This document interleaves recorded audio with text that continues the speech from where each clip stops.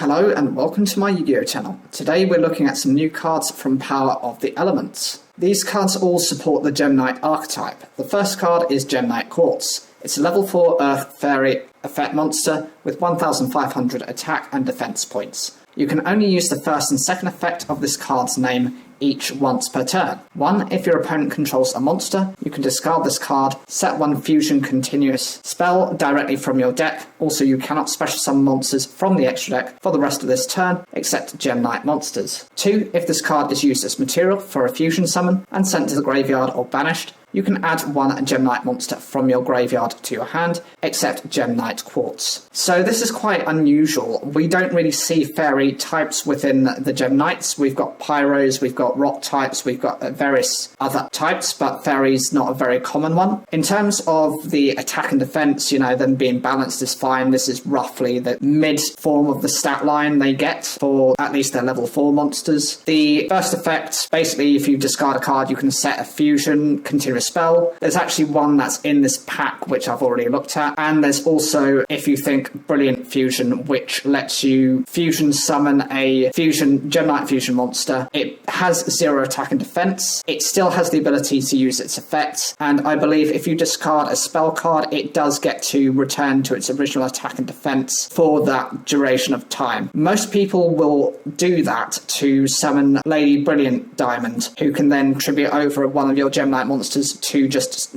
summon a fusion monster from your extra deck, and it's still treated as a fusion monster. So this is a good way of searching through that effect. In terms of the second effect, it's a good way of you being able to recover one of your Geminites perhaps used in a fusion beforehand, or that's been sent from the field to the graveyard at some point. There is another Geminite that does this. It's called Gemini Obsidian. It has the effect when it's sent from the hand to the graveyard, you're then able to special summon one of your level 4 or lower normal type monsters. So actually it works similar to this, but this is an upgrade to that effect. Brilliant Rose is a level 2 light attribute rock type effect monster with 500 attack and defense. This card is always treated as a Geminite card. You can only use the first effect of this card's name once per turn. 1. You can discard one Geminite or Melodious card, special summon this card from your hand. 2. Once per turn, you can send one Geminite or Melodious monster from your extra deck to the graveyard. This card's name, type, and attribute become the sent monster's original name, type, and attribute until the end phase. So you might be wondering, what's the connection between Melodious and Geminites? There's actually another card which works on this as well, and that's also a Rose card. There was this whole story and these whole arguments between one of the duelists called Julia, who controlled the Gemini monsters as an archetype and basically used the fusion monsters, versus the Melodious, who was used by Zuzu Boyle. She specialized in that, and actually the other Rose monster was used in the duel, and she was able to fuse and defeat Julia on the second duel. She lost to the first one when they were trying to steal the Duel Academy away from Yugioh and his friends. In terms of the second effect, being able to substitute for name is